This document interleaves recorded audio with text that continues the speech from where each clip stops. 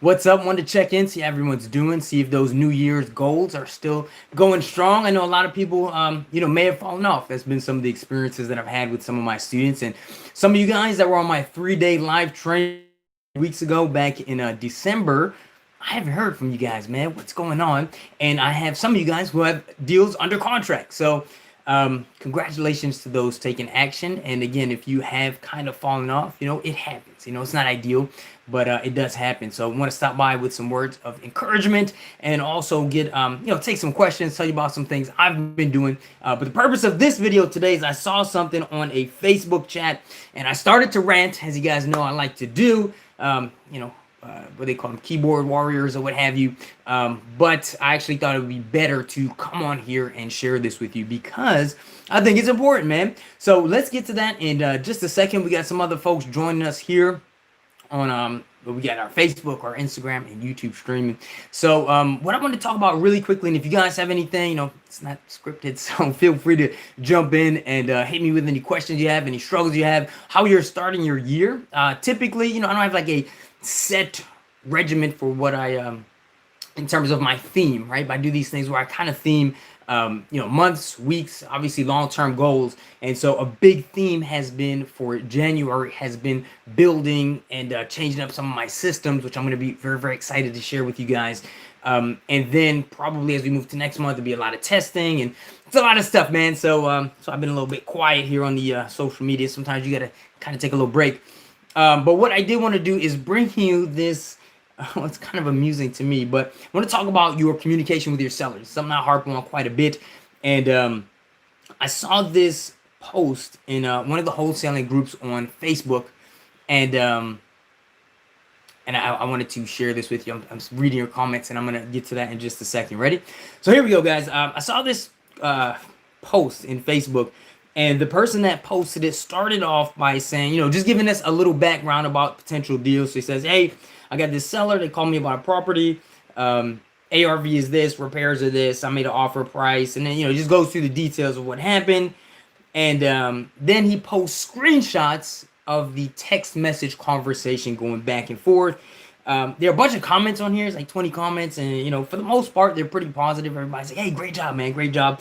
And so, I will always give people kudos and props for taking action. That's the most important part. The majority of people that start later, they're going to fizzle out. They're going to be in that analysis paralysis, whatever it is, right? So I am going to give props, but I am going to give a little bit of a critique because, that's what I do.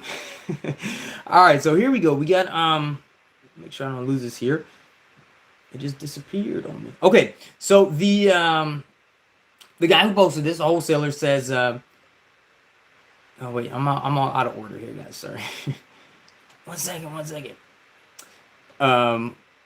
Okay, well, there's some, I guess, conversation that happened beforehand. They says, they say basically that the offer is too low. That's what the seller's saying. And then this dude says, maybe we can possibly come to an agreement. I'm really interested in this property and willing to negotiate. And then the seller says, listen, we have offers near 170, which is what he said. I don't remember what that was. ARV or something like. No, ARV was 300. Sorry. I'm not sure where you are willing to negotiate. At which point he texts back via text. Oh, okay. Sorry to waste your time. Oh, I'm so sorry, and I'm so proper. I definitely can't pay 170K respectfully. I know investors from Ocean County up in Bergen, and if I didn't work with them already, I know someone who has, and not too many investors, not T-O, spelling, grammar, will pay 170 with 70K in repairs, even 60K in repairs, and think that they are going to make a profit honestly. This is what is going to happen. 10 out of 10, that person is going to lock up the property at 170K. They are going to use their, T-H-E-R-E, I'm being obnoxious, but again, you're dealing with people who need to see you in a certain way. Now, we all can make spelling, grammar mistakes. That's fine, but this thing is kind of riddled with a few of them, and if you're gonna take the time to text, it probably shouldn't be that many there. But that's not my big problem with this anyway. They're going to use their inspection clause to their, also misspelled, advantage. After they are done with the inspection, they are going to tell you that after inspecting the property, we came across another problem in quotations, and we can't pay 170 some weird marks in here. Since you are under contract, he has the right to renegotiate price or cancel. Time wasted. Just a heads up. What a good white knight we got here. Honestly, I wish you the best of luck and sorry, I'm so sorry. No, we couldn't give a high enough offer. Stay blessed. All right. So if you guys can tell by my tonality, I hate it. I fucking hate this, man. This shit is terrible. And again, props for taking action. But let me give you some of my gripes with this. Number one is well, we talked about spelling and grammar stuff, right? But that's very light work. But I don't even know where to start, man. All right, so let's start off with this. I mean, in some ways, it's a little bit unprofessional, but it feels like they're trying to be professional with this extra level of courtesy and this, oh, I'm so sorry, I'm okay. The tonality is very apologetic, and it's not trying to, that's very selfish in a way, because you're not trying to solve this seller's problem, find out what their issues are, and things like that. We'll get into that in just a bit. In just a minute. There's so many things, I don't know where to start. All right, let me restart this, okay? There is I'll start with the biggest problem I have, actually, okay? The biggest issue that I have with this, and what I believe, this is not one of my students, okay? It's not. Is that I think this person is suffering from what I would call certified bitch assness, okay? To put it professionally. But what I mean by that is this, guys. This level of text messaging, in my experience as a coach and as a mentor, and having done this for a number of years, is simply that this is not someone who is comfortable talking on the phone. And a lot of people, they prefer to text. It's just a little bit easier. There's not as much pressure. And I totally get it. I totally understand. I have been there. But at some point, you got to get comfortable being uncomfortable, man.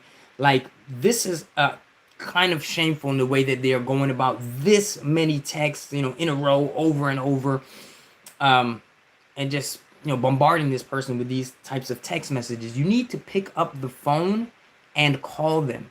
And there are a lot of different reasons for that. One of which is just like, you can convey certain things with your tonality the way that you can't in a text message, right?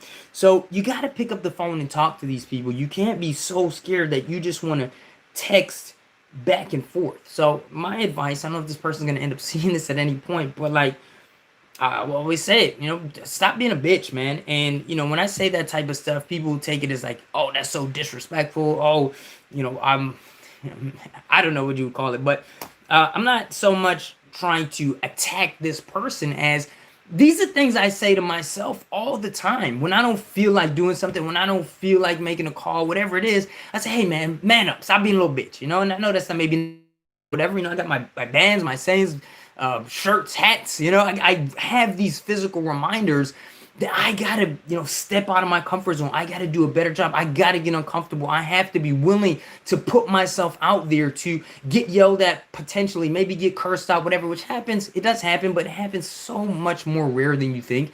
And then what really are the long-term repercussions of that? It's basically nothing. So really keep that in mind. You got to pick up the phone and talk to these people, okay? The next thing that he's doing is like, where is the problem solving, right? Now, this person might just not be motivated, but again, it's an inherited property. So there is a good chance that there's going to be some degree of motivation here. Now, rather than, sticking to a script, as you guys know, I recommend go get mine, wholesalingscripts.com. They're amazing.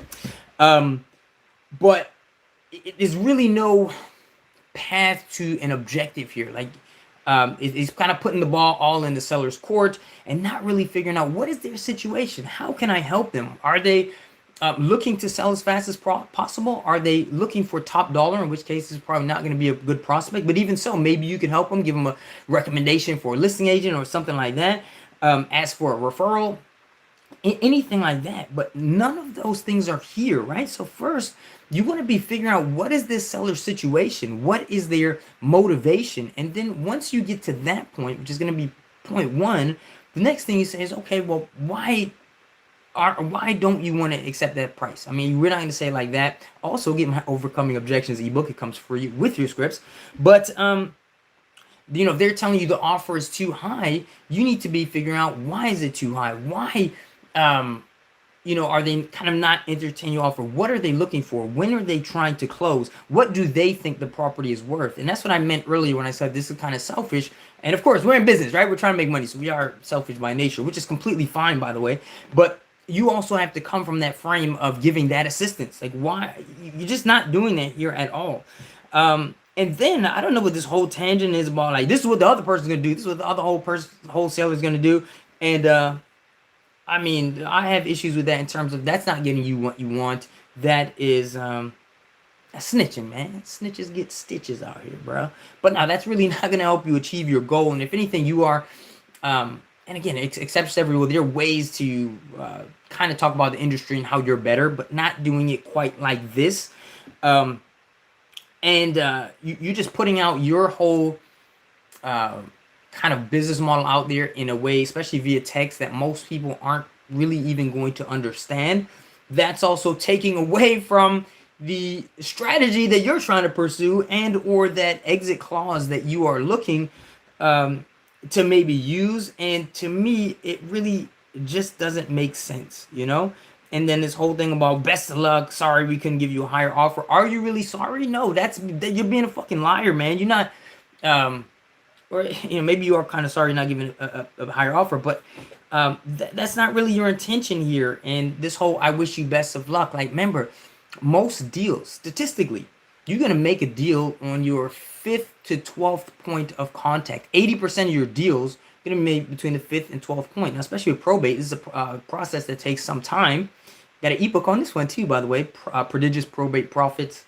I'll put a link in one of these descriptions. But it can take some time. A lot of things can change, especially now. We're going through this whole pandemic where people are losing jobs, and now landlords are struggling. This moratorium with the evictions and foreclosures. The wave is going to come. It's not quite here yet. It's extended. We're extended till like March 31st. So a lot of shit can change. So right now you're just saying, oh, she said no, blah blah blah. Let me tell on all the other people. Not even really make a case. This is what they're gonna do. It sounds kind of bitter to me. And then I'm just gonna slam the door on this deal. Where it's like, okay, what is your motivation? What are you trying to get done here? How can I help? This is your objection on price, objection on this. What do you think the property's worth? All these different things you can go through. Then when you figure it out, you try to actually solve that problem. And then if the problem is not solved, when they say, hey, can I follow up with you? I'll check up on you.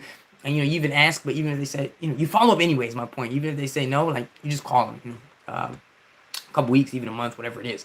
So that's kind of the biggest issue. I think there are even some more underlying things here, but those are some of the larger issues that I have with this text message. But I think really the big takeaway, and here's the other thing, guys, like, you can do a lot of this stuff. Ask me how I know, right? You can do it very, very much imperfectly, right? You can say the wrong things, you can make the wrong comments, you could go off script and still save the deal. Now, a big part of what helps that is being on the phone and following up via phone call. Right? When you're, doing this texting shit back and forth, a lot of times that's not going to happen. And then again, he's not even getting response from the seller. He's not building any rapport. He's not getting any investment in terms of time or even in terms of responses. And, just putting all this shit out there and then just saying, sorry, we couldn't help you, closing the door and not even in a position to follow up. And then again, some of the comments are like, great job, man. No, not a good job, man. This stuff sucks. And again, that's not being judgmental, because I've been there. And, there are times I get off calls today and be like, hey, man, that sucked. Or, a lot of times I record my calls and play them back for myself. And I thought I was being the man and doing the thing in the call. And then I'm like, oh, man, yeah, you actually kind of suck. But then I also go back, take note, hey, this is what I should have said here. I role play with myself, hey, when the seller says this, you should say this, man. So big takeaways, right? Texting, there's a time and place, right? There's a time and place. But for the large part, the purpose of the text is to get you on the phone. I think an analogy is kind of like this whole, like, looking for a job, right? You got the cover letter, you got your resume, you got your interview. The purpose of your cover letter, while you want to look like an ideal candidate for the job, that's not really the thing that's going to get you the job. The cover letter, and the point of it, is to get someone to read your resume. Now, your resume to make you look good, make people think that you're going to be a good choice, but the purpose of the resume is not to get you the job, it's to get you the interview. And then the interview, you try to seal the deal to get your job. So likewise, in a lot of cases, you got to take this text message stuff and use it, not to do the deal, but to, and again, when you're scaling stuff like that, it's a time and place, But you might have not have time. You just want to get back to someone quickly. But short snippets should be a conversation going on. But for the most part, the purpose of the text message is to get you um, on the phone, with these people, right? So if you don't have my scripts, again, download them. Wholesalingscripts.com. The whole description, what's included. It's a lot of different scripts. Prove it, try it, test it. Paid for the training, hundreds of thousands of phone calls, sweat equity, like all that shit's in there. It's really good stuff, and my students have been having a lot of success using those. So definitely check them out. But yeah, man, the big thing is just it's like the fourth time I'm saying this, but make sure you're making those calls. And I got a video too on my YouTube channel about how to be more confident on the phone. I know it's a sticking point. Hey, the fear is real. I'm not trying to tell you, oh, it's false evidence appearing real. No, man, that shit's real. You're gonna feel it, but like feel it and just do it anyway. Just focus on that first step, dialing. And if you watch that video, it'll give you some tips, strategies, some mindset exercises, some NLP exercises, some like little rituals that kind of go through on how you could be a lot more not only proficient but confident when you're getting on the phone. And confidence only comes from putting in the reps, man. You gotta be willing to go through that process instead of just eternally and habitually just trying to not do it. All right, so hopefully that is a little bit helpful. If you guys have any questions and stuff like that, so I'm just reading some of these comments here. Nick's gotten over his fear of cold calling. Congratulations, brother. And I've been seeing you on Instagram and seeing you doing your thing, so that's awesome. But where's I going with this? Oh yeah, I'm excited to share a lot of stuff that I'm doing now. Some stuff that I'm I got my tried and true proven stuff, but I got some new stuff that I've been playing with and experimenting with. And you always got to be evolving to a degree in this business, in any business. And I'm really, really excited to share that with you guys. So I'll be jumping on a lot more live sessions soon.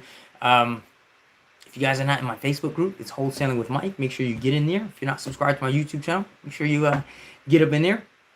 And also, what's today? Saturday? I'm doing a live training this Thursday, January 28th at 6 p.m. Eastern Standard Time. It's gonna be really dope. I'm putting a huge emphasis, especially in the beginning of the year.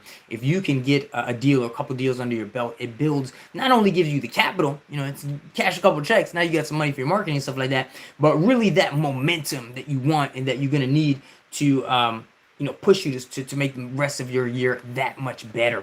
So I'm gonna be putting a real emphasis on urgency and speed. The title: How to Do Your First or Next Deal in the next 4 to 6 weeks. I'm adding some new stuff to this training, so if you've never been on training with me before, you're in for a treat. If you have, come on in anyway, and definitely recommend you. Again, this is going to be live, so make sure you're there so we can do Q&A sessions, so I can really spend a lot of time with you guys answering your questions, seeing what your sticking points are, obstacles, and all that good stuff. Okay, so thanks for banging with me right here on this live session. If you guys have questions, make sure, I really do try my best to answer these things, so hit the DMs. If you're watching on the gram, YouTube, leave it in the comments, and make sure you get on my Facebook group. A lot of times if I'm want to come on and talk to you guys, it's going to be based on the questions that I get, levels of engagement. And if you guys have questions, that's what I'm going to come on and answer. And that's a really good way, the Facebook group especially, to have access to me. If you guys have questions, put it in there. I'll answer you, man, to the best of my degree. All right. So let me see some. I decided to have an agent send me. Sorry for you guys here. Okay, Nick saying I got a list of buyers and decided to have an agent send my offers. What contract did I use? Can I use my own title company with the agent? So Nick, I know you're down here in Florida, so you should use the Florida Board of Realtors state approved contract. If you are not licensed, it is highly recommended to go to altastar.com, where you are allowed to, realtors. So you can't use this contract. You go to because it basically is copyrighted, right, by Realtor Association. And you want to go to altastar.com and purchase lease to use the legally use their contracts.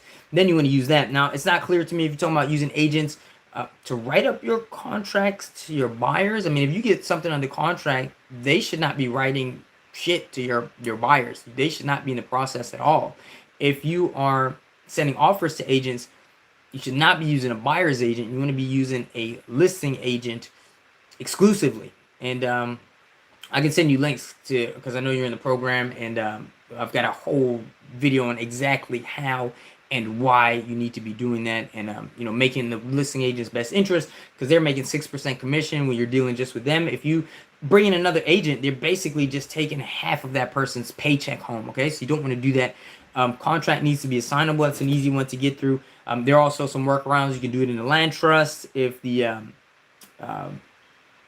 the seller is vehemently opposed to that. You can flip it in the land trust. You can also submit the contract non-assignable, do a double closing, or you can do it as non-assignable, get the property under contract, and then send an addendum asking to change it to assignable. And then they're going to say why. And you say, well, I'm not sure if I want to purchase in my personal name, or I might want to put it in my LLC name, or I might be starting a new LLC, or I might be starting a new LLC with my partner, and I don't want to have to, quit claim the deed over or whatever. I just want to do it very easy. So that's just another way. But there are some longer videos in the course, so I'll reach out to you and send those over to you so you can kind of watch them and get, that was just a 5-second spiel, but so you can get the whole gist of the details of how that works.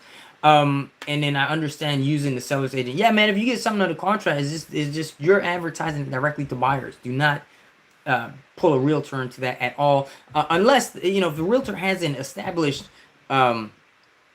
let's say list of cash buyers. You can still work with them. They're not listing it though, and you're not paying them a commission. You can offer to do a joint venture split, in which case you would split the profits with them, or you can just say, I pay a flat fee of whatever, but they're not listing the property. But you can still utilize their buyers, all right? And then I know I had a question over here too. How do I get to those? Many people are getting mad at the fact that they are getting called so much. What are your thoughts on this? There are many wholesalers that give us a bad name in the industry. Dude, I don't really think that's true. I mean, I'm not saying people don't get mad. Yeah, people do get mad. But at the end of the day, you're trying to find one seller out of every 99, right? And the people that get mad, sometimes people just got shit going on. They get mad. They get annoyed. But I don't think that's giving us a bad name, man. Like, you get, I'm sure, coupon clipping shit in the mail where, you probably don't want the junk mail, but I don't think that's giving Publix a bad name.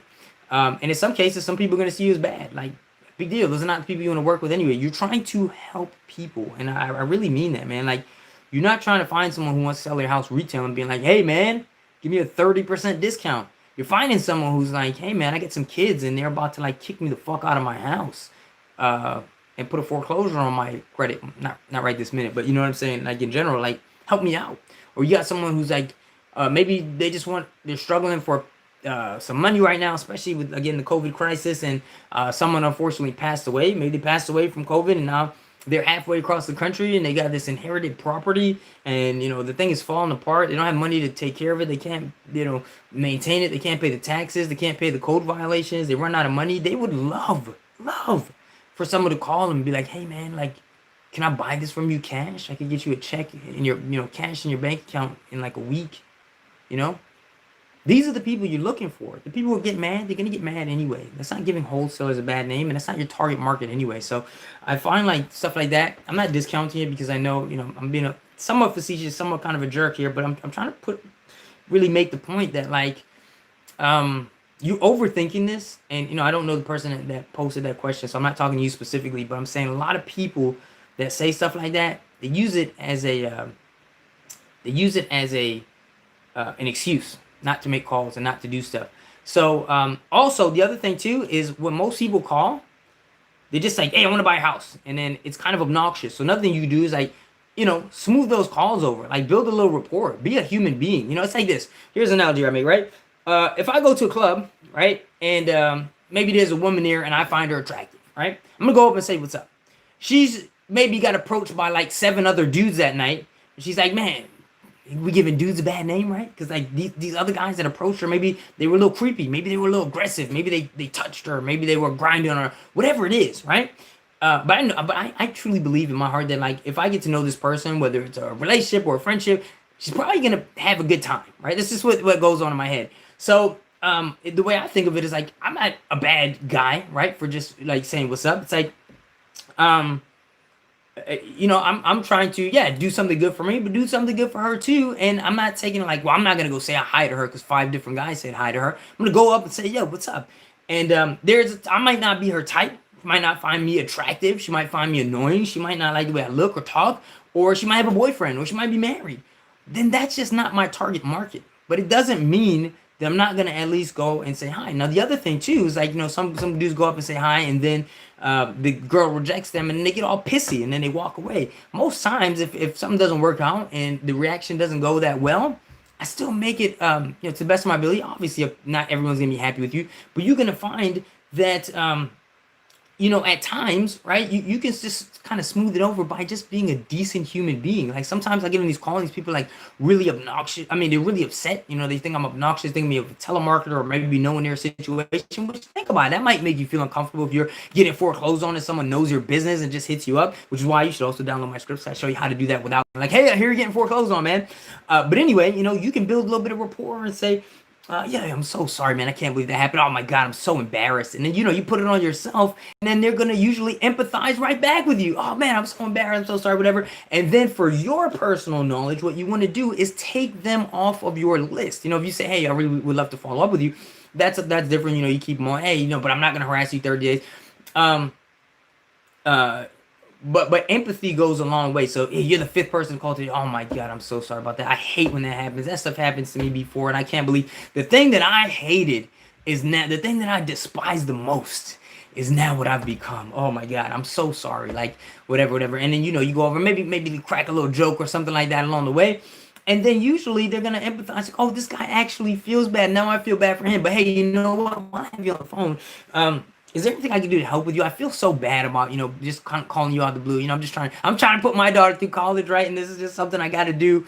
You know, however you want to play it. But you know, is there anything I can help you out with? I mean, are you looking for a realtor? This is why you should always be expanding your network and growing your network out. And this is the thing that I haven't talked about much in the past, but my mom is a realtor. So when I talk to somebody and they're not a motivated seller, I'm a lead source for my mom, put it like that, right? So I'll just say, hey, I know the best listing agent in Florida. She's very diligent, which is all true, by the way. You know, and she can really help you out if you want to list the property. You know, I'm an investor, I'm buying for this and that, whatever. But if you want her to give you a call, you know, she can give you a free, you know, CMA, or, you know, she can list this thing for you, or whatever it is. Anything I help you out with, or if you're moving, I know the best movers in you know, in your area, and then shit, Google them, find, and it's not lying if you Google them and find the highest reviewed company, call them up, say, hey, I got this person in this messed up situation. Do you guys have any specials or anything like that? And then you call them back, hey, you know, this Mike from the other day, we talked, blah, blah, blah. Or you can ask for a referral. Hey, yeah, I'm so sorry. I feel so terrible about this.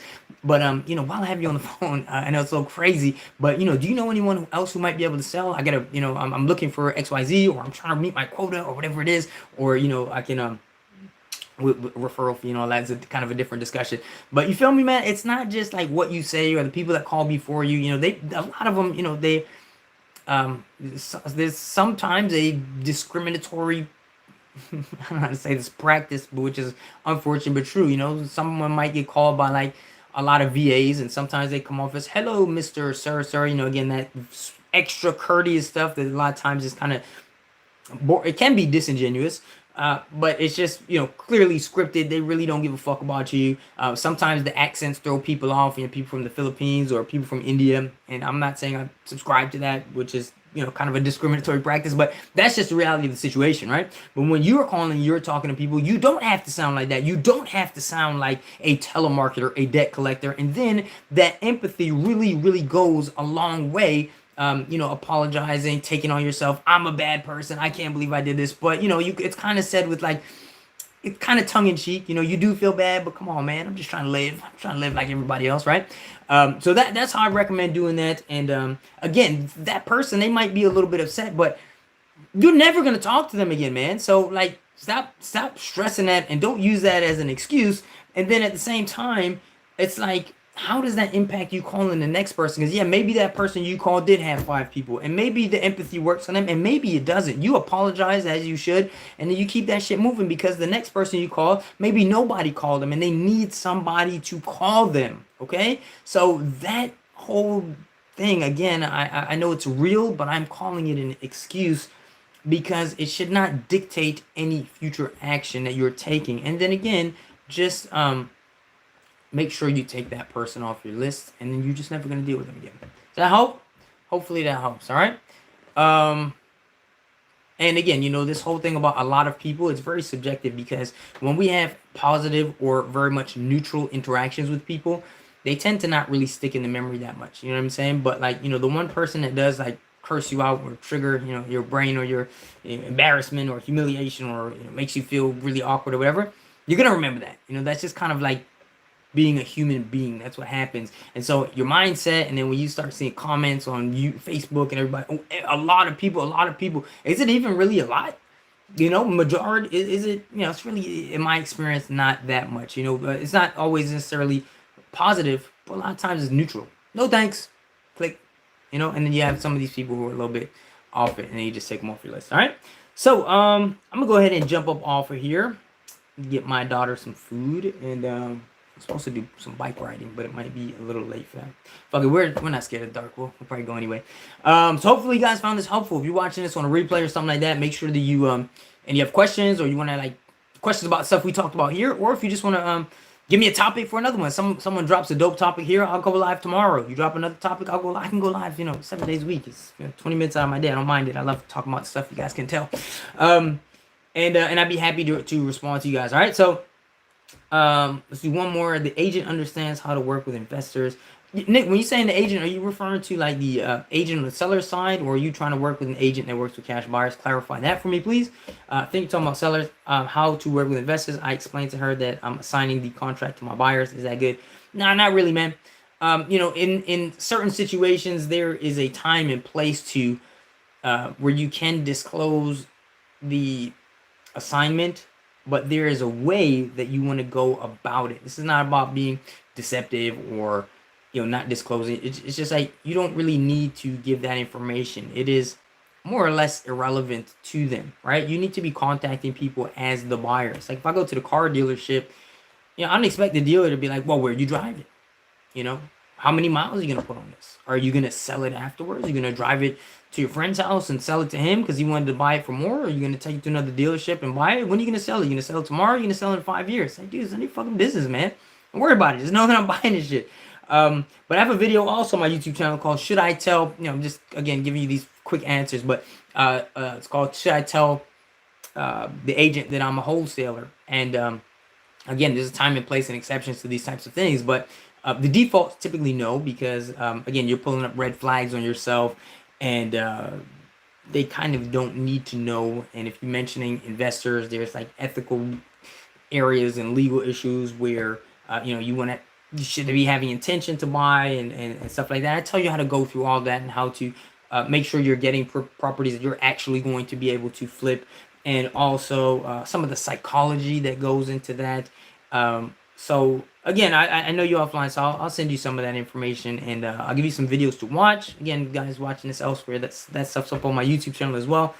And then watch it, check it out. Again, it's more detailed, and it goes into the mindset and the psychology and how it works. And also, a lot of times you put these limiting beliefs on yourself because you're like, well, I don't really have the cash, I don't have the capital. But again, an analogy you'll hear me make over and over again is like, if somebody's like, if you somehow got a contract to buy the Empire State Building for like $1 million, even if you don't have $1 million, you could sign that contract confidently because that because it's such a good deal, somebody will loan you the money, and because it's worth like over $1 billion, and it's the same way here. And so a lot of times you think, oh, I don't have money in the bank, I can't really say that, or I gotta justify myself or some shit like that, whereas that is not the case. And a lot of times your buyers, cash buyers who are actually buying, keeping the property to rent, renovate, whatever, they don't have that money either, man. They know a good deal when they see one, and then they go ahead and they get a hard money loan or a private money loan. That's the whole thing back to wealth building from Robert Kiyosaki,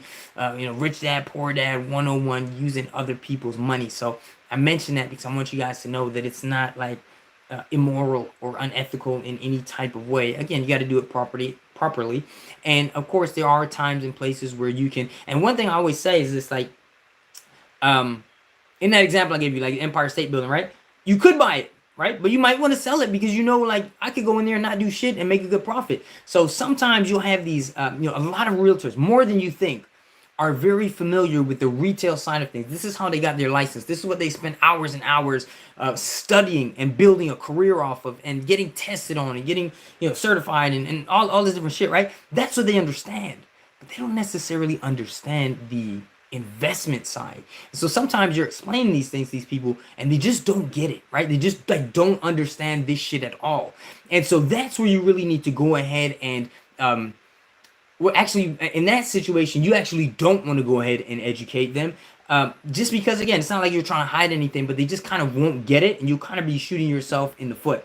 And then, kind of the other piece of that is the other thing that you could say is you can say, no, look, I'm looking at this for myself, right? I want to buy this myself, which good enough. Maybe you do want to buy it for yourself, because if you need a loan, you need a hard money lender, I can put you in touch with those people, right? So the deal is good. Sorry, you can buy it yourself, right? So that's the first part. But then you can say, and I strongly advise you do not use the word wholesaling, but you say, you know what, but I do have I'm always open to a quick flip. Don't use the word wholesale, but I'm open to a quick flip. It's an exit strategy I've used in the past. I've got a lot of partners or people in my network, or other investors, colleagues, acquaintances, whatever the fuck you want to call it, in my network, who are interested in deals as well. And if the numbers make sense, I don't mind just doing a quick flip or flipping it to them. You can even say assigning it to them if you really want to. And then that way it's like, okay, like you are looking for yourself, it's true. But you're open to, doing a quick flip, which kind of lowers the temperature in the sense that you don't necessarily pull up that red flag that you might just like basically leave the deal, right? So that's another way to verbalize that. And again, it's kind of giving you quick stuff off the top of my head, but watch that video in particular. It is what's that one called? Should I tell people that I'm wholesaling? And yes, you can. Hey, thanks, Nick. Appreciate that. Sharon's also always appreciated. And can you do a double closing? Yes, you can, but typically you want to make sure you have enough spread in there, because remember, if you're double closing, then you're going to have to pay for the closing costs on the A to B side, and in most cases, you're going to be paying for the transactional funding as well. But hey, if you can make that spread, and remember, one more thing I'm always harping on, you probably hear me say over and over and over, you do not stop your negotiating when you sign the contract, right? You sign the contract, you get control, then you put it out to the marketplace, let the marketplace tell you what they're willing to pay, and then you can go back, because, and again, that's not being dishonest, the contract specifically states, even regardless of anything that you said verbally, the contract specifically states the terms, and the terms say, I have an inspection period to make sure the property is to my liking, basically from any reason, and we can renegotiate. And if your buyers are telling you, hey, it ain't worth it, then guess what? It's probably not worth it, right? So then you can go back and say, and what I always do, and this is why I can virtual wholesale, and why I recommend it, is like, I don't have to go in and know the repairs and do all the math, whatever. I mean, I know how to do that. There's a time and place where it makes sense to do that. But a lot of times I'll have my buyers go in there, they'll do it, and then they say, Mike, I can't pay, let's say I'm asking 100. I can't pay 100, I can pay 90. Okay, buyer, John, why is that? Oh, because it needs this and this and this. And I use it as intel. So like they're basically doing the inspection. And I tell, okay, tell me what, this is wrong, this is wrong, this is wrong. Okay. And then, pictures, they'll send me their pictures. A lot of times I don't have to go, they'll send me the pictures. And then I can then relay that information to the seller. Hey, I just take it as if it was mine. Hey, it needs this, look at this in this picture, blah, blah, blah. Another video on my YouTube channel, how I made 10K in 23 hours. I went to this one. I did go to the property, but I went to the property. I took some pictures. There's a big crack I showed in the video on the wall on the outside in the stucco. I don't think it was structural. I don't know if it was structural. I think this one was like bank owned. So I don't mind. I wouldn't advise you not to like stiff. Like when you're dealing with people who are really hurting, don't try to milk them for every single penny, right? But if I'm dealing with a bank, man, I'm gonna milk them, right? I'm gonna milk them for every penny. And so I was like, this thing has structural damage. It's gonna be a lot. I need $10,000 price reduction, and I got it just by asking. If I didn't get it, I already had a buyer, so I just would have closed as is. Because even though you can ask for things, and people say yes, the upside is you can make another 10,000, or in that case it was 10, but you can make more. And there's some advanced strategies to that too, especially if you're in a position where you can pay a GC and get a licensed person to vouch for you. But that's another whole nother thing. You guys have questions about that, let me know. I'll make a video. And the thing is, if you ask for that before you sign a contract, you might not get it, and then you're asked out. But if you have the contract, you ask for it, and they say no, well, then you can still do the deal. You still have that agreement in place. You still have that control. You still have that exclusivity.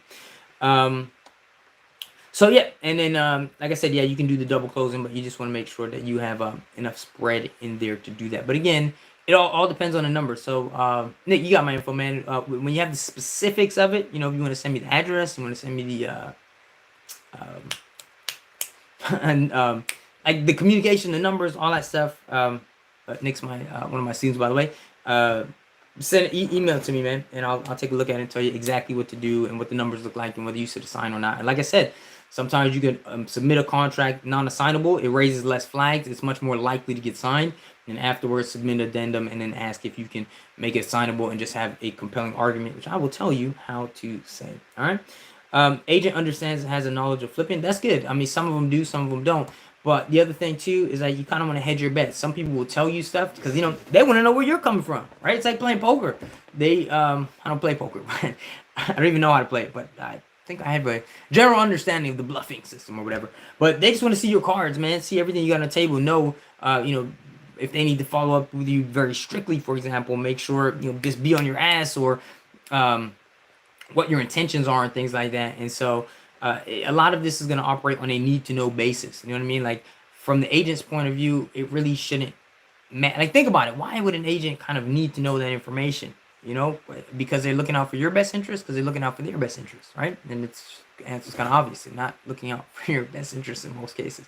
But again, there is a way to talk the talk, and I will teach you that way. But also another way to learn that is through sheer volume and experience. A lot of this stuff I learned very much the hard way. Okay, so Nick, make sure you send me those details, man, and I will be happy to help you out in a less general and very much more specific way. Again, guys, all right, gotta go make this dinner. So thank you so much for joining me, and again, please do leave comments, questions, and all that good stuff, and I would love to talk to you guys about it. All right, so have a enjoyable rest of your weekend. If I get some good comments, I'll be back on here tomorrow. If not, talk to you guys next week. And again, make sure you join me for the live training. Sign up, wholesalingwithmike.info. It'll tell you all the different things we're going to cover. I'm going to talk about sources of motivated seller leads. Some of the stuff we talked about today, you know, virtual wholesaling. We can talk about some stuff that's happening with COVID and the wave that I think, I believe is coming, as does my mentor and other very big names in the business, people in my mastermind as well, and how we can really capitalize. Again, a big emphasis on this training. Not only do I want to answer a lot of your questions live, because that's the best way to do it. Also, I can be on that in that type of environment. I can be very much unfiltered. Stuff I might not say and leave up on the YouTube channel and stuff like that. So I can give you guys attention. I can give you very specific answers. We are not limited to too much time. It won't be on there. I've had 5-hour training classes that were supposed to be like an hour, but we'll have a little bit more time. And again, I'm gonna talk to you about opportunities, which list you should be focusing on. I'm gonna show you guys a couple things. Like I'm gonna show you which is not a universal best list. All right, people always look for that shit. Get out of your head. There is a best list for you. So I'm gonna show you what list source you should pursue if you are green, brand new, or if you have no money. Yeah, and how I did my first, not in my first deal, which I think a lot of you know that story, but how I did my first few deals. And then once I had low money, right? Couple G's in savings I could put back into my business. What I pursued then, and how that worked, and not just pursued, but like how I reached these people and stuff like that. We look at case studies, not only for myself but also from my students. You guys know that I'm not some anomaly. Like anybody really can do this, and then kind of what I'm doing now, right? So I'm going to show you guys all that stuff. And again, there's some bullet points on the webpage when you go there to sign up. So make sure you check it out, wholesalingmike.info. And on that note, I really am leaving this time. So I'll talk to you guys soon. All right, I'm out of here. Peace.